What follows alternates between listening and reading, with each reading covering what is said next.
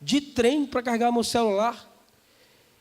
E daí eu vi umas bicicletinhas, todo mundo pedalando, olha só. Eu falei, nossa, que legal. Eles incentivam a cultura, incentivam a ginástica aqui. Aí foi quando eu descobri que, sabe como é que você carrega o seu celular naquela estação de trem? É um cabo USB do teu celular para aquela cadeira, para aquela bicicleta. E agora imagina um gordinho cearense sentado naquela bicicleta, pedalando o máximo possível, tentando fazer o celular carregar. Quanto mais eu pedalava, mais gerava energia e mais eu tinha chance de carregar meu celular. Eu nunca pedalei tanto na minha vida. Foi a última vez que eu suei tanto, foi naquele dia. Eu estou batendo meu recorde agora, meu recorde de suar. Mas eu carreguei uma pontinha do celular, pedalando. Foi, amor? Desafios. Queridos, na noite de ontem aprendemos que é preciso chamar a atenção do Senhor de forma diferente, provocar o mais alto os céus e fazer com que Jesus pare. Hoje nós aprendemos que é importante correr a carreira que nos foi proposta até chegar no final dela. Nós aprendemos hoje ainda pela manhã que o Senhor Ele tem para nós uma esperança e um futuro. O Senhor Ele tem para cada um de vocês uma esperança e um futuro, amém, queridos? Eu gostaria de falar hoje, nesse momento da noite, sobre um princípio. O nosso Deus é Deus de princípios, amém, queridos? Gostaria de falar de um princípio. Diga, eu te vi. Escute, porque essa palavra que eu vou ministrar na tua vida nesta noite é uma palavra revelada. Eu estava buscando uma outra coisa, uma outra fonte, uma outra informação na Bíblia, para uma palavra que eu iria ministrar em um outro evento, e Deus me revelou essa palavra, uma palavra revelada. Diga, eu te vi debaixo da figueira. Livro de João, capítulo 1, a partir do versículo 45. João 1, versículo 45. Eu estou até escrevendo um livro com esse tema, eu te vi debaixo da figueira. De tão forte que essa palavra falou comigo. Pela misericórdia de Deus, nós já escrevemos alguns livros. E a gente ministra nas conferências para líderes alguns dos sermões de nossos livros. E uma outra oportunidade eu trago um pouco dos livros também. Dessa vez eu trouxe só o CD e DVD Pai Nosso e o CD És Bem-vindo. Mas tem o CD Há um Lugar, tem o CD Além do Horizonte, tem outros discos também. Tem oportunidade eu trago. João capítulo 1, a partir do versículo 45. Eu posso ler, queridos? Amém?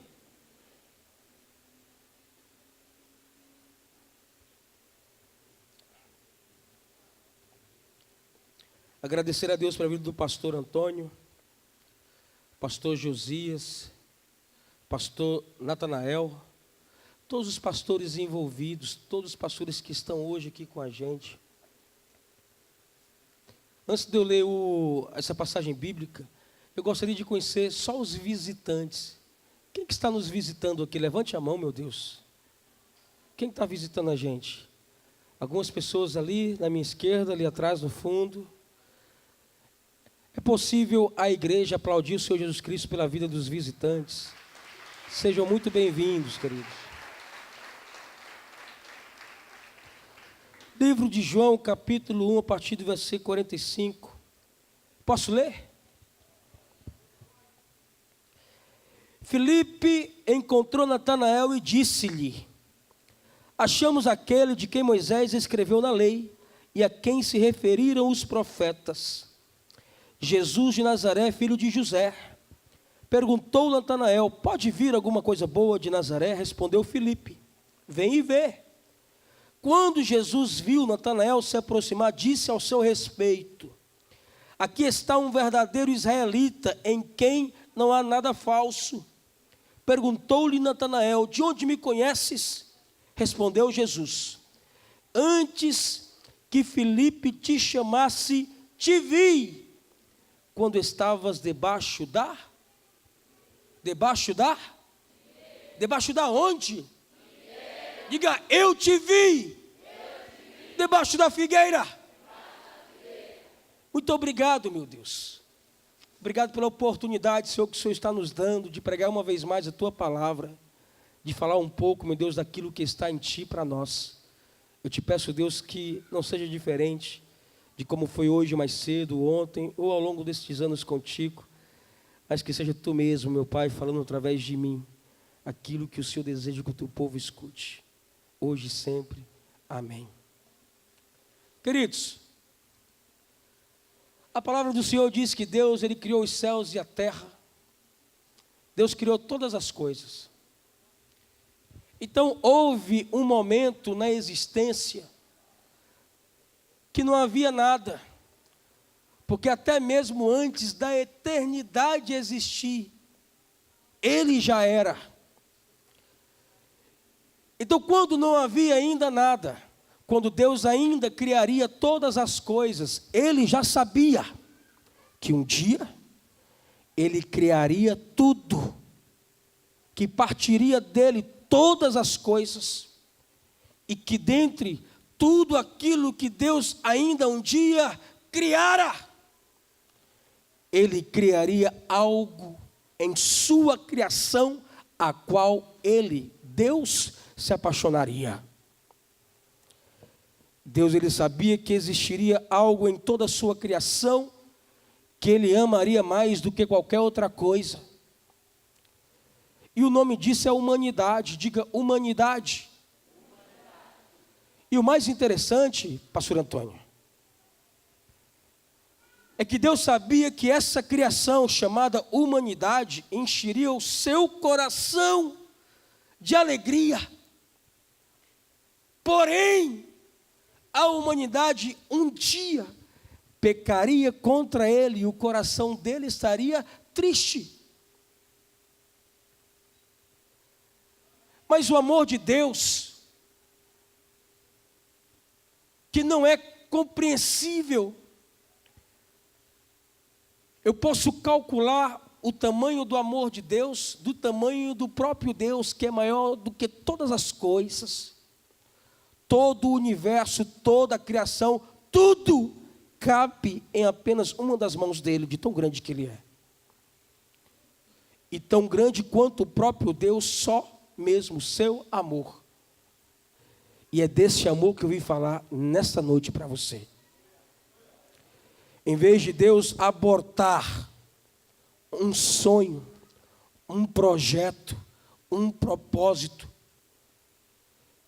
que para alguns, alguém pode até achar que foi um projeto falido. Não, muito pelo contrário. O homem, ele não conseguiu, Adão, por exemplo, no dia que ele pecou contra Deus, lá dentro daquele jardim, ele não pegou Deus de surpresa. Não. Antes mesmo da eternidade de Deus, ele já sabia. Ele sabia que ele criaria todas as coisas e que um dia Ele criaria a humanidade e Ele amaria a humanidade de forma especial, de maneira diferente. A humanidade encheria o seu coração de alegria, porém um dia pecaria contra Ele e o coração dele estaria triste. Em vez de Deus desistir de pôr em prática esse projeto e trazer à existência a humanidade, em vez disso, Ele traçou um plano de remissão, para que ainda que a humanidade, ainda que o homem pecasse contra Deus, não houvesse separação entre Deus e o homem, de tão grande amor que Ele sentia e sente por nós. Amém, queridos? Agora imagine só você. Primeiro Deus, ele cria o céu de glória. E Deus cria o céu de glória e Ele cria todos os anjos que no céu habitam. E tudo aquilo que Deus cria no mais altos céus agrada o seu coração. E Deus passa agora então a desenhar todo o universo, as galáxias, as constelações, tudo. E tudo aquilo que Deus cria é muito grande, é extraordinário, e tudo aquilo alegra, agrada o seu coração. Queridos, nós definimos o universo como infinito, porque nós não conseguimos calcular, não conseguimos entender aonde ele começa, onde ele termina. Ele é infinito, parece que não tem fim, mas acredite, o meu Deus, Ele sabe onde o universo começa e onde o universo termina. Todo o universo cabe em uma só palma das mãos dEle. Amém, queridos? Então Deus cria os céus de glória, os seus anjos, Deus cria todo o universo, e Deus está desenhando todo o universo. E Deus cria o planeta Terra. Diga planeta Terra. Diga, eu abençoo. Diga, eu abençoo o planeta Terra. Que negócio fraco, meu Deus. Diga, eu. Não. Diga, ei. Diga, ei. Eu abençoo o planeta Terra. Estamos lançando palavras do mundo espiritual. Amém, queridos? Deus, Ele cria o planeta Terra. Deus escolhe um lugar no planeta Terra para plantar um jardim. Deus está quase chegando no dia em que Ele criaria a humanidade. Está quase chegando o dia em que Deus traria a existência à humanidade. Quando Deus Ele me trouxe aos meus 31 anos de idade de volta da Inglaterra para o Brasil, eu achei que Deus Ele estaria me levando para Tabuleiro do Norte, para minha cidade, que eu estaria com os meus pais, com os meus irmãos, com os meus avós, mas assim não foi. Deus Ele me trouxe para Curitiba. Diga Curitiba. Quando eu chego na cidade de Curitiba, uma cidade tão bonita, muito organizada, é conhecida no exterior como uma cidade modelo, a capital mais europeia fora da Europa, aqui no Brasil. Pelo menos é isso que eles dizem no comercial, para atrair o turismo deles para cá, as agências de viagem da Europa. Quando eu chego em Curitiba, minha esposa, ela me leva para conhecer a cidade. Uma cidade muito bonita, porém o meu coração estava triste, porque eu queria estar em Tabuleiro do Norte. Uma cidade quente, só nasce algodão, chove uma vez cada 5 anos, a estrada é de chão, mas era aquele lugar que eu queria estar. Eu queria voltar para minha casa. E minha esposa me levava para conhecer a cidade de Curitiba, eu conheci tudo. A gente mora em frente ao Jardim Botânico. Alguém aqui já ouviu falar no Jardim Botânico de Curitiba? Levante a mão só quem já ouviu falar. Isso. A gente mora em frente ao Jardim Botânico. A minha esposa falou assim, amor, e aqui é o Jardim Botânico. Amanhã você vai conhecer. Eu falei, não, quero conhecer agora. Não, mas agora eu estou cansada. Verão, o sol estava queimando lá também. A minha esposa estava cansada já. A gente começou cedo a peregrinação para eu conhecer Curitiba. Já era mais de 18 horas já. Era quase 6:30 da tarde. Eu falei, amor, então eu vou entrar sozinho, que eu quero conhecer. Ela subiu no apartamento, eu fui no Jardim Botânico. Quando eu chego no Jardim Botânico, imagina só. Aquela grama tão verde, aquelas flores, aquelas folhas, aquelas árvores. Eu achei aquilo tão bonito. As pessoas lá dentro, pessoas felizes, famílias inteiras, naquele lugar, brincando, passeando, se relacionando, fazendo foto. Eu me senti bem, eu falei, uau, eu gostei desse lugar, eu estou me sentindo em casa, embora não se pareça nada com o Tabuleiro do Norte, eu me senti em casa. Queridos, eu me sentei no chão, eu me encostei em uma árvore, e eu fiquei pelo menos 2 horas no Jardim Botânico. Eu falei, uau, Deus, como eu gostei desse lugar. Queridos, um jardim plantado pelo homem. O homem criou aquele lugar. Eu achei fantástico. Agora imagine só você um jardim plantado por Deus. Imagine só você um jardim onde o próprio Deus, Ele mesmo, é como se Ele tivesse se agachado e tivesse plantado cada árvore, tivesse desenhado todo aquele lugar. Porque Deus, Ele não foi apenas o jardineiro, Ele foi o paisagista. Ele desenhou o jardim do Éden, tão bonito, tão belo, tão majestoso, quanto o próprio céu de glória. A única diferença entre o céu de glória e o jardim do Éden é que o céu de glória, ele é feito de glória. O jardim do Éden, ele foi feito com o melhor que havia na terra. E Deus, ele plantou o jardim do Éden para que no jardim do Éden vivesse a humanidade. Para que você entenda o cuidado especial que Deus, ele sempre teve com cada um de nós. Amém, queridos? Está todo mundo aqui, amém?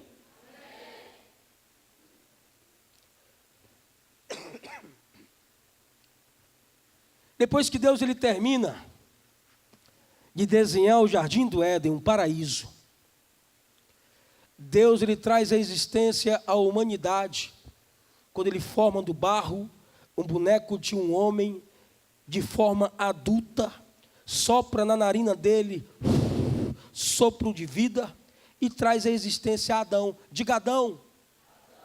Sabe, queridos, o plano original de Deus era que Adão e Eva tivessem os seus filhos lá no jardim do Éden, e os seus filhos tivessem filhos, e na mesma proporção que a humanidade fosse crescendo dentro do jardim do Éden, o jardim do Éden ele também cresceria, até que todo o planeta Terra fosse o jardim do Éden. Porém, Adão e Eva, eles pecaram contra Deus. Deixa eu falar para você, deixa eu voltar para as árvores. Antes que Deus cria Adão, antes que Deus traga a existência à humanidade, Deus que havia plantado todas as árvores no jardim do Éden, centenas de milhares de espécies de árvores diferentes, e a Bíblia só nos revela o nome de 3 dessas centenas de milhares de espécies de árvores diferentes. Apenas 3 nomes das árvores que estavam no jardim do Éden. Eu estou falando para você do jardim do Éden. Centenas de milhares de espécies de árvores diferentes, todas árvores essas plantadas no jardim do Éden. E a Bíblia só nos revela o nome de 3, só de 3. Diga árvore da vida. Diga árvore da vida. Árvore do conhecimento do bem e do mal. Não, diga árvore do conhecimento do bem e do mal. Agora diga figueira. Diga figueira. Diga eu te vi debaixo da figueira. Eu falei, meu Deus, centenas de milhares de espécies de árvores diferentes plantadas por Deus no jardim do Éden. E toda a Bíblia só nos revela de todas essas árvores no jardim o nome de 3. Sabe, se você... Eu não sei como é que você está de profeta. Não sei. Mas tem um profeta que esse costuma ser rápido, ligeiro, e é difícil de falhar. O nome dele é Google. Diga profeta Google. Se você falar no profeta Google, fala assim, profeta Google, me revele o que é uma figueira. O Google vai te revelar o que é uma figueira, filho. Eu vou te dizer o que é uma figueira, porque eu fui antes lá no profeta. Posso te falar? Uma figueira ela pode crescer até 6 metros de altura. A sombra dela é muito grande, porque ela cresce muito, as suas folhas, para a esquerda, para a direita, para frente, para trás. As suas raízes são profundas e são tantas, que muitas dessas raízes se desenvolvem do lado de fora, formando como se fossem arbustos, e com aparência até mesmo de um ninho. Uma figueira é uma árvore que antes dela dar o seu figo, antes dela dar as suas folhas e as suas flores, primeiro ela dá o seu figo. É uma árvore sem boa aparência. Depois que nasce nela os seus frutos, só depois daí então é que vão nascer flores e folhas nesta árvore, até que ela estará toda verdinha. Uma figueira. Agora, se você visitar o profeta Google, como eu também visitei, e você escrever lá, profeta Google, me revele o que é a árvore da vida, ou o que é a árvore do conhecimento do bem e do mal. Queridos, até o Google vai conversar, vai desconversar, e não vai te dizer o que é. É algo que ficou só para Deus um dia nos dizer na eternidade. Diga árvore da vida, do conhecimento do bem e do mal. Diga figueira. Aí Deus traz à existência Adão. Quem foi Adão? Deixa eu falar para você quem foi Adão para eu poder desenvolver a mensagem. Queridos, o homem mais inteligente que você tiver a oportunidade de conhecer, de conversar, ou pelo menos de ouvir falar, ele não será capaz de usar mais do que 10% da sua capacidade de pensar ou de criar, a sua capacidade cerebral de 100% de tudo que nós temos, o mais inteligente, ele não será capaz de usar mais do que 10% da capacidade de tudo que ele é. Porém, Adão, ele foi excelente. Quando Deus sopra sopro de vida em Adão e transforma aquele boneco de barro em gente, Deus ele faz de Adão um ser excelente. Adão ele tinha capacidade de usar 100% de tudo que ele tinha em seu cérebro. Deus deu a Adão o direito de ele mesmo sujeitar a ele toda a terra, criar nomes e colocar nomes em coisas e em bichos. Adão ele era excelente, havia algo de criador nele. Adão, onde ele estava no jardim do Éden, lá de onde ele estava, quando ele olhava para a lua, só para você ter ideia, Adão ele era capaz de calcular a distância de onde ele estava até aquela lua. Adão ele era capaz de olhar para o universo e entender toda a matemática e ciência que envolvia e envolve todo o universo. Um homem extremamente inteligente, conhecedor, alguém profundo. E o mais extraordinário é que Deus, todos os dias, no final do dia, ele descia do seu trono, ele deixava todas as suas coisas, porque ele não via a hora de vir ao jardim do Éden, simplesmente para estar com a humanidade, porque ele sentia saudade de estar com Adão, de estar com Eva, de estar com a humanidade. É possível que o meu Deus ele esteja sentado no seu alto e sublime trono e esteja sentindo saudade de alguém que, graças a Deus, veio hoje aqui estar conosco.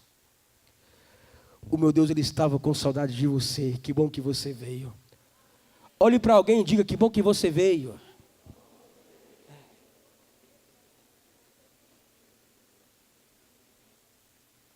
Agora imagine só você. Todos os dias Deus ele se apressa. Eu fico imaginando Deus vendo que já é final do dia, lá no jardim do Éden. Eu fico imaginando o coração de Deus acelerando, porque Deus ele sabe que vai descer na terra, e ele vai estar com a humanidade. Deus ele não vê a hora de estar com a humanidade. Deus ele sentia saudade todos os dias de estar com a humanidade, por isso Deus vinha ter com a humanidade, e Deus ele se apressava quando dava a hora do relógio dele de descer à terra. Deus ele se apressava, ele descia, e vinha ter com o homem. Só que houve um dia que foi diferente de todos os outros dias, porque naquele dia a humanidade pecaria contra Deus, e o coração de Deus, que sempre esteve tão feliz, agora estaria triste. Aí Deus agora está descendo do seu trono, vindo ao jardim do Éden, só que parece que Deus ele está vindo bem devagarzinho. Deus ele está vindo diferente. E naquele momento, Adão ele está pecando contra Deus. Queridos, quando Adão ele peca contra Deus, escute.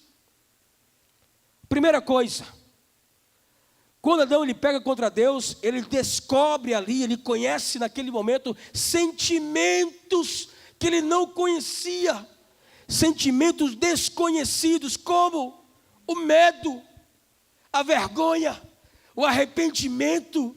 Adão agora estava sentindo algo que ele nunca jamais havia sentido antes. Adão ele sentiu vergonha não apenas de Deus, mas ele sentiu vergonha de toda a criação e vergonha dele mesmo. Se o coração de Deus estava triste, acredite, triste também estava o coração de Adão. Se ele pudesse voltar atrás, ele voltaria, mas ele já havia pecado. Quando Adão percebe que ele pecou contra Deus, quando ele se vê nu, ele com vergonha de Deus, de toda a criação e de si mesmo, ele busca um lugar para se esconder. Querido, escute, na vergonha, no erro, no fracasso, no pecado, no medo, até mesmo na sensação de perder todas as coisas e de estar completamente sozinho, sempre haverá um lugar aonde você deve ir,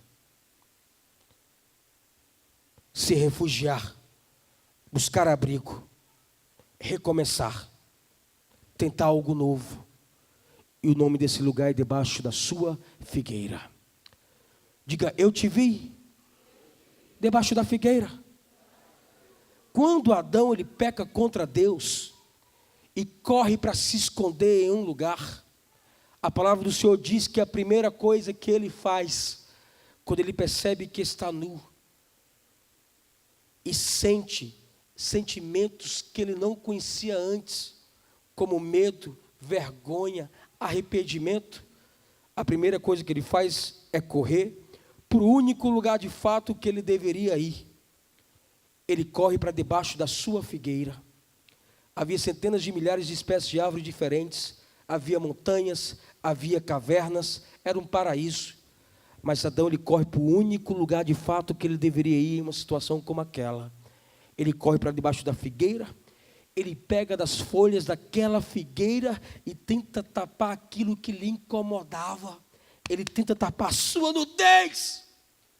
Você sabe o tamanho da folha de uma figueira, queridos? O tamanho da folha de uma figueira é do tamanho da palma da mão de um homem. Olha para a minha mão. Do tamanho da palma da minha mão é o tamanho da folha de uma figueira. Certamente havia, dentre centenas de milhares de espécies de árvores diferentes, árvores com folhas muito maiores para que Adão tentasse tapar a sua nudez do que uma folha de uma figueira. Alguém aqui conhece um pé de banana, meu Deus, uma bananeira? Levante a tua mão para o céu. Só quem conhece um pé de banana, levante. Só quem conhece. Quem não conhece, deixa a mão baixada, não levante. Que eu vou lançar a palavra do mundo espiritual em teu favor agora. Meu Deus, se existe alguém nesse lugar, meu Pai, que não levantou a mão porque não conhece um pé de banana, não conhece uma bananeira, faz nascer na sala da casa dessa pessoa, na cozinha, em cima da cama dela, um pé de banana, para ele entender essa mensagem. Queridos, com uma só folha de uma bananeira, dá para você dar voltas nela, se enrolar e tapar tudo. Sim ou não, igreja? Só que não pode ser a folha de qualquer árvore. Não. Não é o tamanho da folha, é a árvore. Tem que ser a folha da sua figueira. Diga, eu te vi debaixo da figueira. Deixa eu avançar na história. Quando Deus chega no jardim do Éden, e Deus fala, Adão, onde estás? Deus ele já sabia que Adão ele estava debaixo daquela figueira, escondido nos arbustos, formado pelas raízes daquela árvore. E Deus põe em prática naquele momento a parte A do seu plano de remissão, quando Deus derrama sangue de um animal, pega da pele daquele animal e veste Adão, e faz a mesma coisa para Eva. Mata um segundo animal, derrama sangue no jardim do Éden, pega a pele do segundo animal e veste Eva. Deus, ele perdoa o pecado de Adão, Deus, ele perdoa o pecado de Eva, porém, todo pecado traz consigo o seu mal e a sua consequência, e a humanidade foi expulsa do jardim e Adão e Eva, eles ensinaram aos seus filhos. Que ensinaram aos seus filhos? Que ensinaram aos seus filhos que todo homem tem que plantar a sua própria figueira. Escute. Até os dias de hoje, no Oriente, principalmente em Israel, todo homem que constrói uma casa, ele planta do lado de sua casa uma figueira. Está escrito que desde o tempo do rei Salomão, quando um peregrino, um viajante, um estrangeiro, vem por uma estrada, ele avista lá longe uma casa, e ao lado daquela casa uma figueira, e debaixo daquela figueira um homem. Então aquele viajante, aquele peregrino, ele já sabe que aquele homem e toda a sua família vivem em paz e em prosperidade. Quem deseja viver paz e prosperidade, meu Deus? Deixa os céus ver, só quem deseja viver paz e prosperidade. Sabe o que é que a Bíblia nos revela? Sabe onde é que você vai encontrar paz e prosperidade? Debaixo da sua figueira. Existem muitas pessoas, principalmente na nossa geração atual, nos dias de hoje, pessoas que saíram de debaixo da sua figueira, e há muito tempo está pulando debaixo da figueira de um e de outro, tentando colher figos, frutos que não são seus, tentando estar debaixo de uma sombra que não lhe pertence. Aí sabe o que acontece?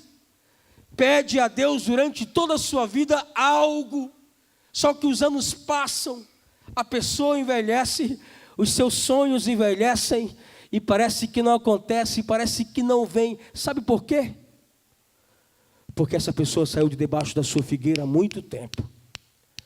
Mas na noite de hoje, se você saiu debaixo da sua figueira, escute, existem pessoas que saíram há tanto tempo de debaixo da sua figueira, que já não sabem nem mesmo o caminho de volta, não sabe como chegar novamente até ela. Se alguém que está aqui saiu de debaixo da sua figueira, não sabe como encontrá-la, ou meu Deus, Ele te traz de volta até a sua figueira, ou Ele leva a sua figueira até você, mas a partir de hoje você voltará a estar debaixo da sua figueira. Diga: eu te vi debaixo da figueira. Deixa eu correr na história. Os anos se passaram.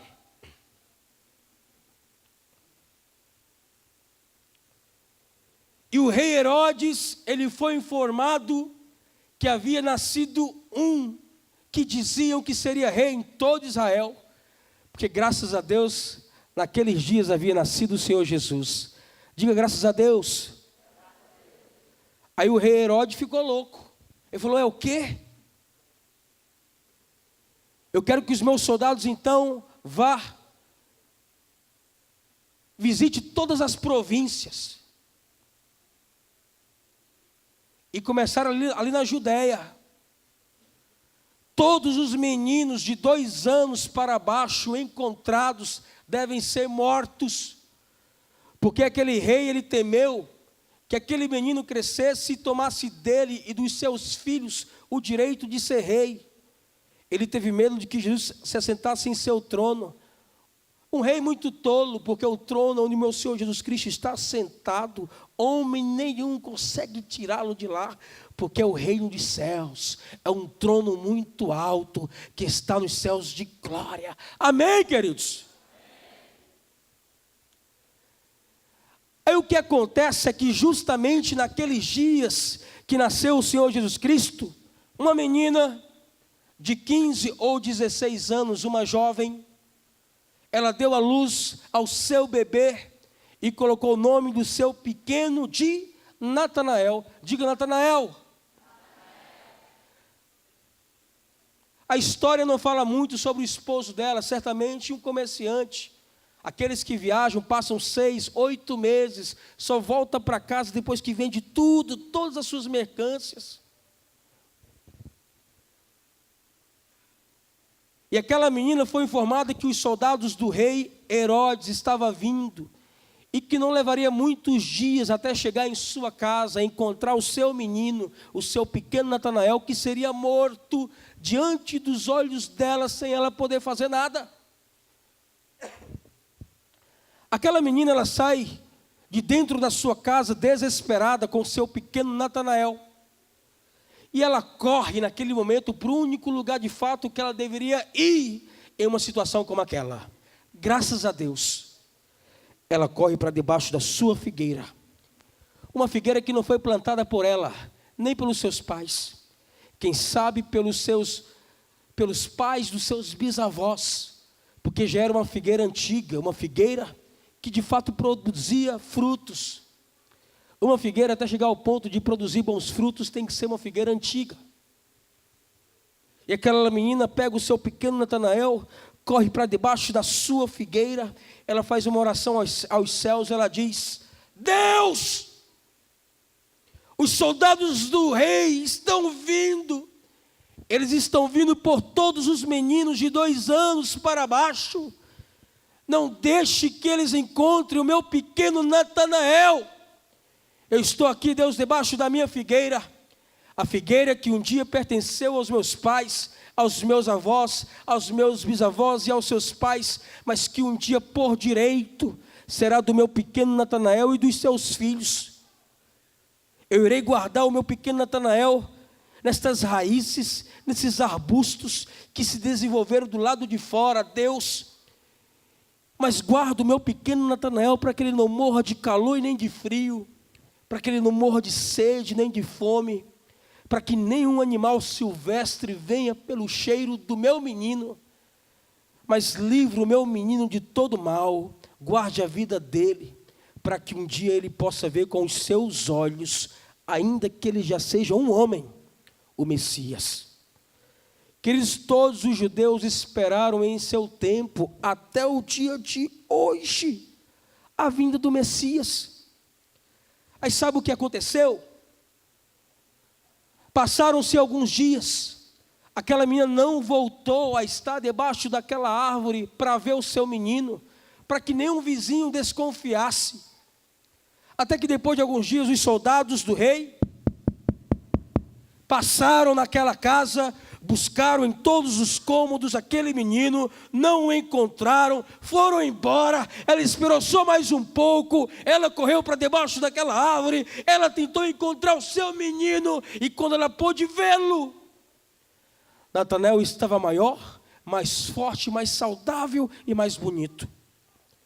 Natanael, ele cresceu ouvindo esse segredo de sua mãe, um segredo que ele mais do que guardou, ele escondeu as 7 chaves, porque ainda que ele crescesse, casasse, tivesse os seus filhos, se um dia um dos soldados do rei, ou o próprio rei, descobrisse que aquela mãe havia mentido para os seus soldados, morreriam todos da casa daquela mulher, e também todos da casa de Natanael, porque eles haviam mentido para o rei.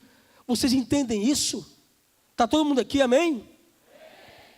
Queridos, um segredo que só Natanael e a sua mãe conhecia, guardado, escondido. Passam-se os anos, Natanael agora é um rapaz, ele se relaciona com todo mundo, ele conhece alguém e se torna um grande amigo dessa pessoa, e o nome dessa pessoa é Filipe. Diga Filipe. Escute, Natanael, durante toda a sua vida, ele se preparou de maneira diferente para ter um encontro com o Messias. Natanael, ele sempre soube que ele viria em seu tempo o Messias, porque foi a oração que a sua mãe tinha feito a Deus. Filipe, amigo de Natanael, sabia o quanto que Natanael, e para Natanael, era importante ver em seu tempo o Messias. Até que o Senhor Jesus Cristo, ele completa 30 anos e começa ali então o seu ministério. Diga graças a Deus. Está todo mundo aqui, amém? Amém? Queridos, quando Jesus Cristo começa o seu ministério aos seus 30 anos de idade, ele começa a juntar para si os seus primeiros discípulos. E olha só como Jesus, ele trabalha de forma diferente, ele sendo Deus. Em vez de Jesus ir até Natanael, alguém que se separou durante toda uma vida e se preparou de maneira diferente para ter um encontro com ele. Jesus, em vez de ir até Natanael, Jesus ele foi até Filipe. Jesus fez de Filipe um dos seus. Filipe, ouvindo Jesus falar, reconhecendo quem Jesus é, entendendo quem é Jesus, Filipe, ele se apressa, ele sai pelas ruas daquela cidade, em busca de Natanael, para dar a notícia que Natanael, durante toda a sua vida, esperava, que estava entre eles o Messias.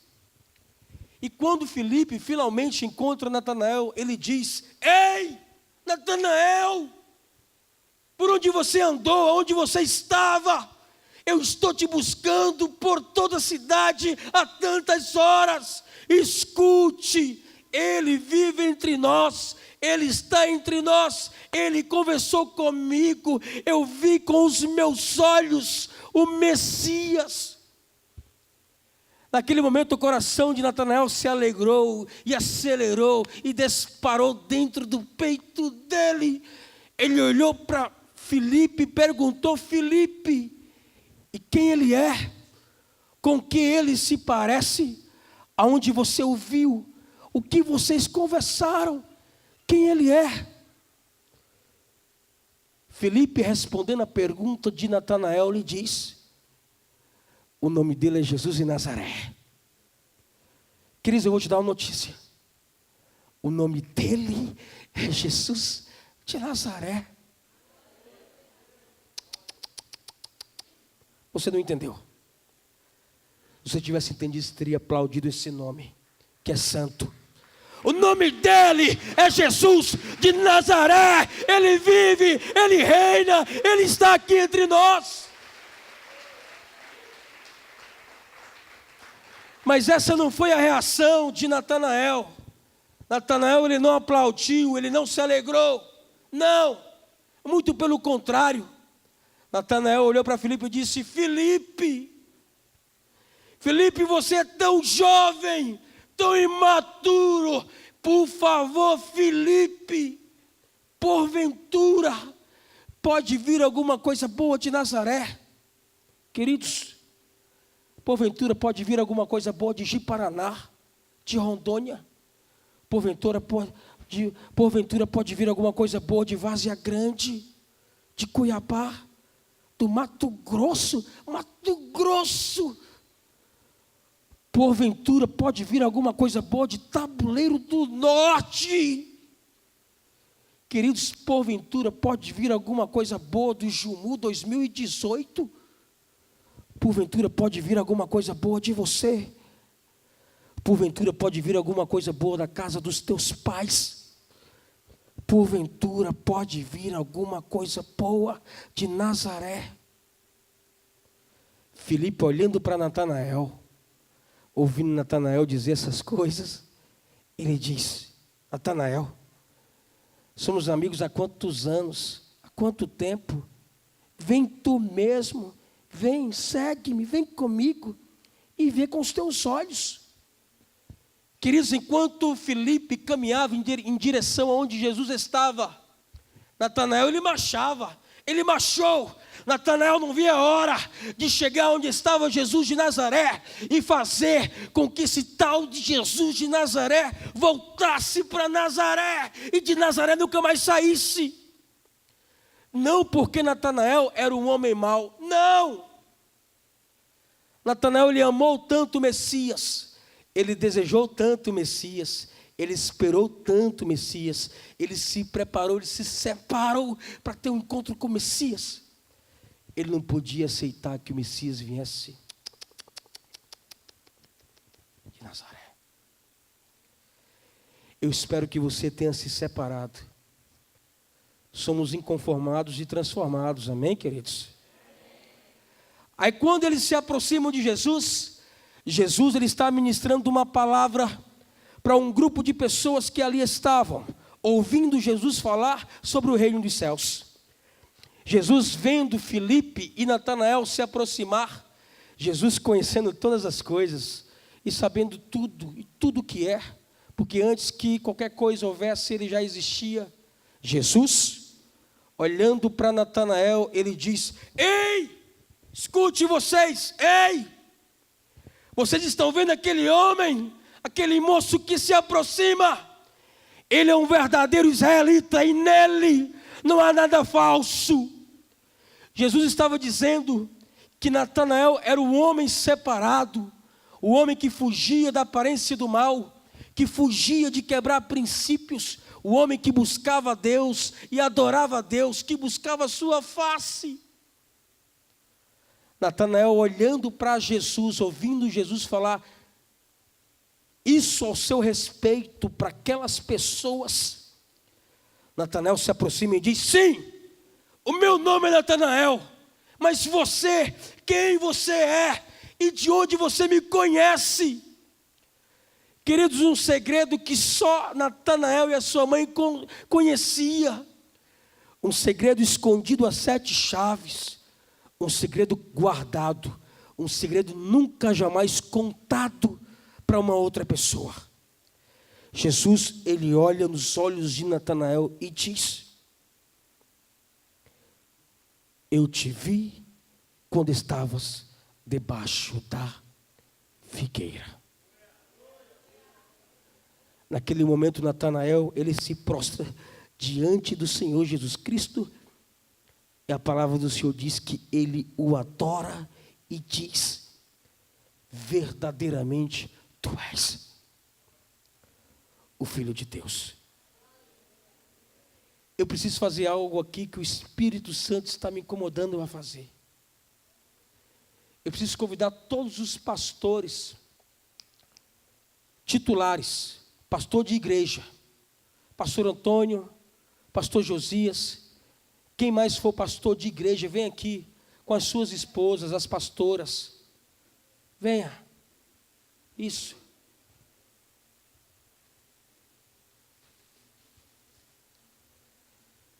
Eu queria descer aqui com vocês, meu Deus. Se eu descer essa câmera, ela me pega ainda ou acabou?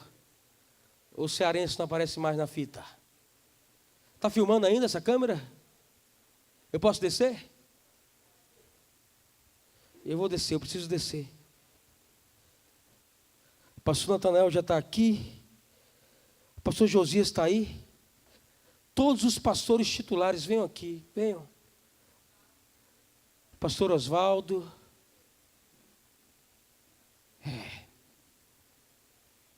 As esposas dos pastores, venham. Venham. Isso. Eu preciso fazer algo que o Espírito Santo manda fazer aqui nesse lugar. Diga: eu te vi debaixo da figueira.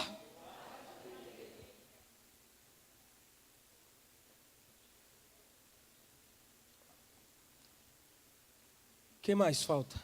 Pastor Josias está por aí, será? Está chegando.